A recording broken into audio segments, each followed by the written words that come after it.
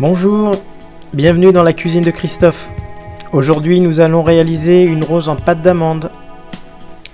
Pour ce faire nous aurons besoin de 90 g de pâte d'amande et d'une pochette plastique transparente que nous allons couper en deux et ouvrir sur le côté. Avec la pâte d'amande nous allons former un boudin et on va couper un quart de celui-ci pour réaliser la base. On divise le reste en 8 parties égales que nous allons bouler.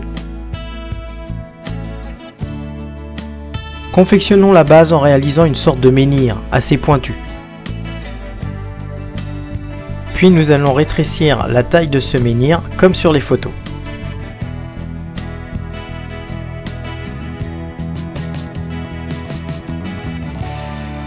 Une fois la base réalisée, nous façonnons les pétales. A l'aide de votre pochette plastique, étalez l'extrémité d'une boule avec votre pouce tout en laissant un léger dôme au centre du pétale.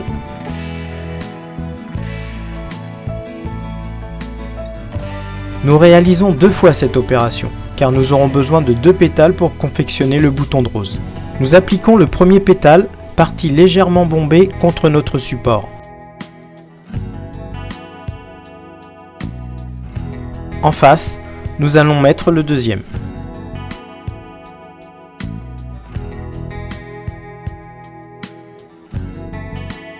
Passons maintenant aux 3 autres pétales. Le premier, nous allons le disposer en face du dernier. Puis les 2 autres comme sur les photos.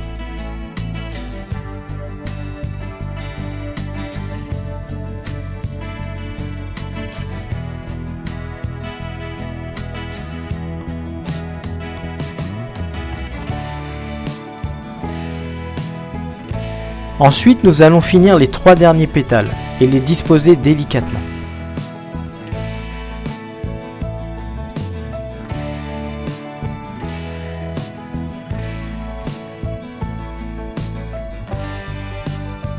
Donnons maintenant une petite forme à ces derniers.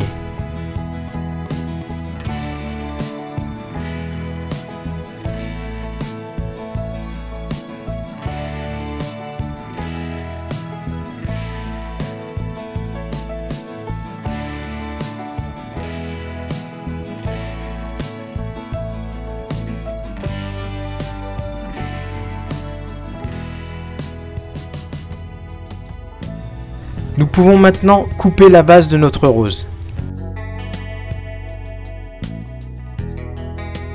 Le reste de la pâte d'amande, nous allons l'utiliser pour la tige et les feuilles. Divisez-la en 4 petites boules.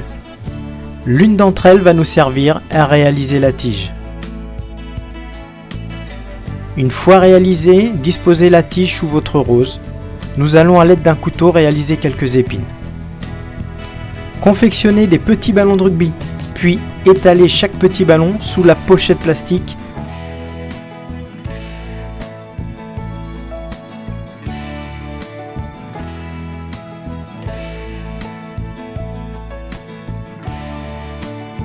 Prenons maintenant notre couteau d'office pour réaliser les nervures de la feuille.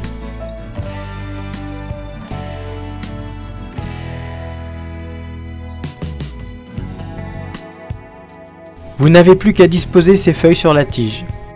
Et voilà, c'est déjà fini. Si cette rose en pâte d'amande vous a plu, n'oubliez pas de me laisser un commentaire ainsi que le petit pouce vers le haut. Et pourquoi pas, dans le pire des cas, abonnez-vous à ma chaîne. Je vous souhaite à tous une bonne journée et à bientôt pour une nouvelle vidéo sur la cuisine de Christophe.